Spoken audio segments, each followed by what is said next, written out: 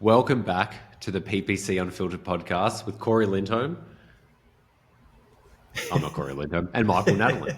So, we are back after 6 weeks. Yes. Cory and I have both been traveling, running businesses, and just being busy dudes. So, we're back. We've been chatting to each other for the last 40 minutes, and now we've decided to actually record a micro episode for you. So, firstly, Cory, on behalf of the audiences, I know the answer, but how are you going?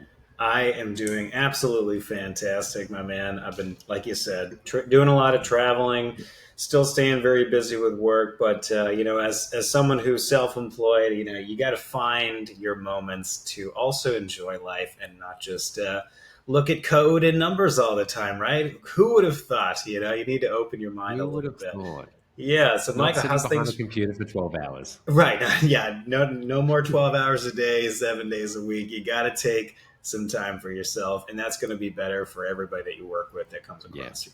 How about you, Michael? How's things? I'm good, mate. As I shared with you, I just got back from Bali. I was supposed to be there for a short stint, and I extended my stay. Most people don't know this about me, but I meditate and do a lot of those types of practices daily. And I went to a silent meditation retreat up there, which was an amazing experience for me. Probably one of the most beautiful experiences of my life. So, uh, back in Melbourne now, been back for coming up 2 weeks now. Life's going great. The business is thriving, new clients coming on board.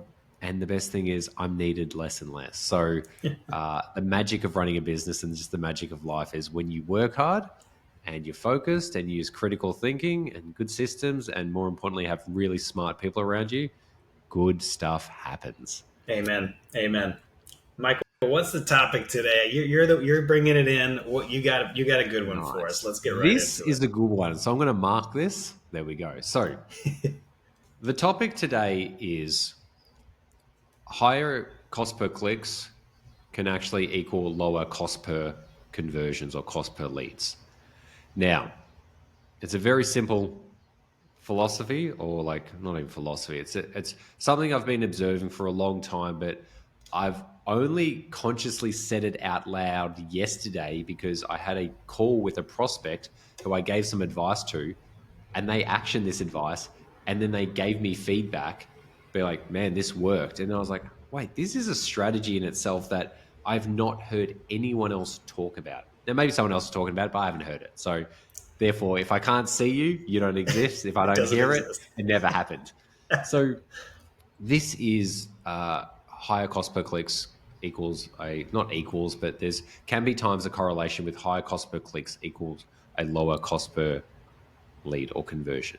Now, Okay. people go, how's that? Like, if the costs increase, why would you get lower cost per conversion? And this is it.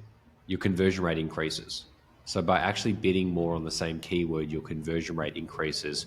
Number one, because if that's a high intent buying or action-based keyword, if you bid higher, you're most likely showing higher, you're getting a higher volume of clicks coming through, or maybe a high quality of click coming through. People convert at a higher rate, and then actually the cost per conversion goes down. Yep. So I'm not sure if I explained that right. I Yeah. hope people are smart enough to get the concept, but I've seen this more and more often that people only think there's two ways to get lower cost per leads: either get cheaper traffic or Mm. increase the conversion rate on the page. But Either this is or. actually the opposite. This is getting more expensive traffic and not even touching the page. The page still Yes. operates the same. Because if you said to anyone, how do I increase my conversion rate? I don't see anyone going bid more on your high convert, like on your top keywords, or bid more on keywords that have a higher buying sentiment. People go, Mhm. increase these things on the landing page or this stuff, or try to get cheaper traffic or do broad match. So that's my kind of little rant for insert time. Yeah. What are your thoughts, mate? Yeah, it makes me think about we do like to think about bids as increasing or decreasing, and that is sometimes something that we're doing manually. But also when we think about smart bidding, right? So when we're going to set a target, we're going to change that target return ad spend, target cost per acquisition, etc.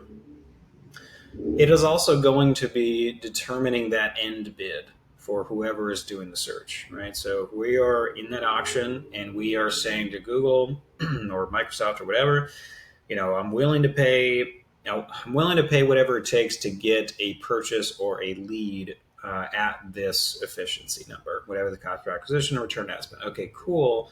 Thing is that smart bidding is not just going to set a flat bid for everybody. It's not Yeah. manual bidding in that way, right? It's going to then say, okay, I need to get more conservative or more aggressive based on what you were just alluding to, the intent of the searches. So it is very counterintuitive, which is why maybe you're saying maybe I'm not making sense, because I think it is you have to kind of think it through. It isn't Yeah. necessarily obvious that sometimes in order to get lower cost per acquisitions, lower cost per leads, lower cost per sales, you might actually have to get more aggressive. Again, through smart bidding or manually increasing the Yeah. bids. Yes, you're going to pay for every click, but each click is going to be, hopefully, that's the promise of smart bidding, higher quality.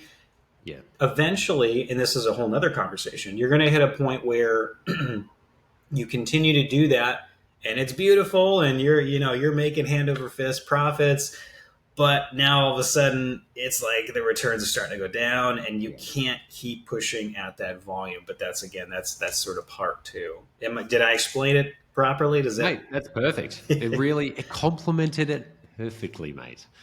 So thank you, Maestro. The thing is just this does go against a bit of like like quote unquote common sense economics of like, if conversion rate's this and then cost is this, if you want to bring the cost down, you've got to either bring the conversion rate up or the cost per click down. But once again, most people go, how do you increase the conversion rate? They just go, we do this optimization on the page. They don't go, what keywords are converting either higher than the benchmark or what keywords are converting well? Because this is the thing, when you actually bid on keywords that are already going well and bid higher, the conversion rate can increase further. It's not like the conversion rate on that keyword that's what it is forever. Is that actually when you give that more of a priority, it can actually deliver even higher, which then can drop down the cost per conversion. So we're just about to start working with a property company, a property investment company. And the guy who was running the ads, he'd been running it for 2 months. He's like their marketing manager. And he's like, oh, the cost per clicks are expensive. They're recommending that we bid like $10 to $20. And like, I'm trying to like arbitrage by doing $5. And he's like, I'm not really getting that much traffic. CTRs are really high, even with the lower cost per click, but nothing's converted. And the deals are worth a lot of money. And I'm like, dude, I just said, just do this and this. And he goes, man, I increased the cost per click from $5 to $15. And within like, I think 4 clicks, I got 2 leads, and 2 leads turned into 2 sales, which were worth like $15,000. So by just increasing that, and that's not the only experience I've had. That's literally got told to me yesterday. And it just reminded me of all these other clients that I have where I'm like, I know that they're sensitive to cost per lead and it's risky to talk about cost per click with them. I know sometimes that's getting a bit too in the weeds with clients, but by increasing the cost per click, it's not like it's a linear, like let's just say their cost per conversion goal is $100 and the conversion rate's at 10%. Therefore, for the maths to work, they need a $10 cost per click. So by going up to $15 at a 10%, that means the cost per lead would be $150, but it doesn't necessarily mean that. That $15 cost per click may move up to 20%. And people just don't, I think people are not willing to push up their cost per click. Number one, because they don't have the experience of this. Number two, they're not aware of this, that this happens. Number three, they're so sensitive to cost per click they're sensitive to cost per lead, and then they just assume cost per click is the main lever for that, rather than understanding that there are other factors in this as well. Smart bidding, just the psychology of like certain keywords. If they get more of it, it actually pushes up the average of success as well. Yeah, so I think especially in the lead generation world, in terms of account management, anything click related, it's going to come in a much higher clip, a much higher volume. Yeah. So there's a very constant and high feedback loop, right? There's a high volume feedback loop where you're saying, okay, CPCs, your click through rates are going up or down. When they're looking at it a lot, they're seeing all those ebbs and flows and all the volatility. Their cost per lead, their cost per acquisition, cost per sale maybe doesn't have as obvious of a volatility because it depends, as we've talked about, the date ranges we're talking about and the sales funnel as well, the length of the sales funnel. So I do think there is this inherent, to your point, price sensitivity. I mean, nobody wants to pay more for anything if they don't have to, right? So they, even if the value is there, if we can get it a little cheaper, we'd like to do that, right? That's just human nature. But at the same time, we don't always get in accounts a lot of leads to go off of. So I think that also plays a part where you can't have that constant feedback loop of, oh, my cost per lead it's really going up, or no, actually what I just did is it's really driving them down. It takes, in some accounts, months before that's really, really clear that it's a change in the market versus a change in what you did. Yeah. This is leading on to another idea, which is different. So I want to mark this as different, which is around, I'm just going to mark it right now, sales velocity. So this is more on the lead generation space, and we haven't even discussed this, but I know that you'll be able to pick up on it. Please, Cory, pick up on it. No, you're really smart. You're very extremely smart. Is when people get too caught up in the idea of cost per lead has to be a certain amount to be profitable. For example, our cost per lead needs to be $150 or less, but then that might limit you to, let's just say, for example, 5 leads per month. But then if you increased your cost per lead threshold to $200, you could get 10 leads per month. Just because by opening up that gap, you can actually get more leads through being it just, you can bid more aggressively, the market's more open.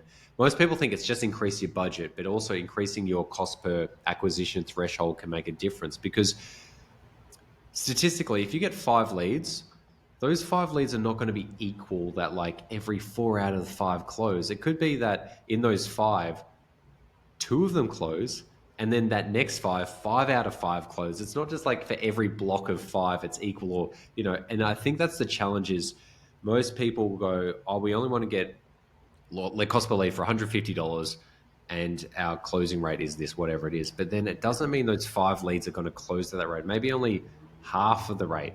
And by missing out on that next rate, you're missing out on the 5 out of 5 here and then the 2 out of 5 here. And most people don't see that. They just go, no, I want this number. And then by actually getting more leads, you can increase the time to sell, decrease the time to sell. Because the thing is, most people just assume that selling is a linear process. X amount of people close and they close at this time, this rate. It's like, no, by getting more, you can actually decrease the rate of time as well. And we've noticed that with our clients, that by helping them increase their cost per acquisition cost, they're actually making more money, because that little bit they're spending more on the lead, they're actually getting more back on the back end, because then they're closing the deals faster as well. Michael, have you had that experience, maybe an employee of yours, where something happens in the auctions and all of a sudden overnight cost per clicks just skyrocket? This can happen in conquesting campaigns, right? When you're going after bidding on branded keywords, not your branded other brands that you're competing with, right? Where all of a sudden overnight just things spike. All of your automations, your anomaly detection things, they're all telling you, something happened in the auction, there's been a spike. And in some cases, if you have budgets that were comfortable, like on purpose, you said, we only spend maybe $200 a day. Let's put it at 1,000 because we don't want to like lose that. We don't want to lose that potential when something in the market changes quickly. I wouldn't advise that for everybody. That's going to be very specific. I'll just, throw that advice out there. But that can happen. And then all of a sudden overnight, we spent this huge amount, right? And the funny thing is, and I think this is coming back to your point, hopefully, is the next day, now there's some attribution lag that needs to be, considered here. But overnight, we realized, oh man, if we did spend X amount, in CPCs, it starts getting a client to a point where they say, you know what, maybe we need to stop being so inflexible with our internal benchmarks. Yeah. Maybe we've gotten very comfortable living between this cost per click and this cost per click, and that's the zone we're okay with, or this cost per acquisition, because my point being, in outlier events, sometimes it can kind of wake you up to go, man, have we been kind of restricting ourselves unnecessarily because of what's happened in the past? Because the market was different back then. What we were offering, our customer service team, our salespeople weren't as talented potentially back then. Maybe we do need to get a little more uncomfortable and try moving things around and seeing if that's going to get us more of what we want. So I think that's one of those moments where it's not always obvious, but sometimes when it's a mistake or just something crazy happens in the auctions, that can kind of be a wake up call. It's really enlightening. Yeah. Yeah. You did open that with Michael. I don't know if you opened it as a question, and I'm going to say no. We make no mistakes. No, but the thing is, these anomalies do allow you to open up your mind to it. The unfortunate thing is, the only time we've experienced that is like with a air conditioning client, and the cost per clicks we needed was like around $10. Yep. And it bidding like $50 with smart bidding, and just like kind of really cooked it. And I was like, Yeah. no. But it's interesting. This is good because, and I'm just being real and honest and raw here, is that the things I do tend to work, and we don't tend to have many mistakes because we put a lot of guardrails around it. And I prefer to have like the ethos of slow is smooth and smooth is fast. So I do things slowly with clients rather than trying to push them to spend more. It's like, how do we do this slowly so it smooths for them emotionally? So they're like, these guys deliver at a appropriate cost. And then it's after a while we can accelerate fast. And by doing it slow, things are very, very done in a specific way. Mm-hmm. So those anomalies that jump out, like of the only few clients that I have like these really exceeded budgets more than their daily spend, are ones where they're spending over $100,000 a month, and they're just like, if there are days where it spikes, I'm like, thank the Lord we're getting more traffic today, rather than things cooking in. And also, I think the element of those days where the spikes, even if you don't get the results, for some reason there's a lag effect that maybe the people come back through retargeting, but that's on a different thing. So I completely understand where you're coming from, and I agree. I just haven't experienced it. So good old those days. But I have had the ones where we've had those things happen and it's annoying and bad. It's not like, this anomaly happened in this new expansion. The anomaly happened. I'm like, why didn't we put a CPC cap on this target, like on this campaign here? Yeah. That's all I think. So Sure. Yeah. Being real, not being like, yeah, man, I've got all these 6 stories like that. It's like, nah, bro, when it happens, it sucks and fuck that. Yeah, I got you. Yeah, every client's a little different, right? Some clients they want to, they're okay with taking those risks. They just want to say, man, the last thing I want to see is that we could have shown up and we didn't because something that we couldn't predict happened. Like there are going to be those clients, and those are exciting, right? They're also a certain level of risk aversion. They don't want to be left behind in terms of immediate opportunities, because for their business, that can mean a huge difference in profits for the year. So yeah, it's not going to be every account. You should certainly have anomaly detection. Google UI has its own built-in tools for that. There's a million scripts out there that'll help you with anomaly detection as well. So definitely have those things in place. And like Michael said, use whatever you can, max CPC bid caps, whatever's going to work for you. Just know, and Michael alluded to this with smart bidding, without those caps, Google will very often, if you go to like the search term level, it'll decide, let's just go $50 for this one when everything else is $5. I mean, that does happen because it felt the intent was so strong relative to the bidding strategy that you gave it, the target you gave it, that it said, let's just go for it. Everyone else is bidding something close to this. Let's go for 50. That is probably not going to be most accounts that is a good thing. Usually you got to put in some control. So to digress a little bit, but I totally agree.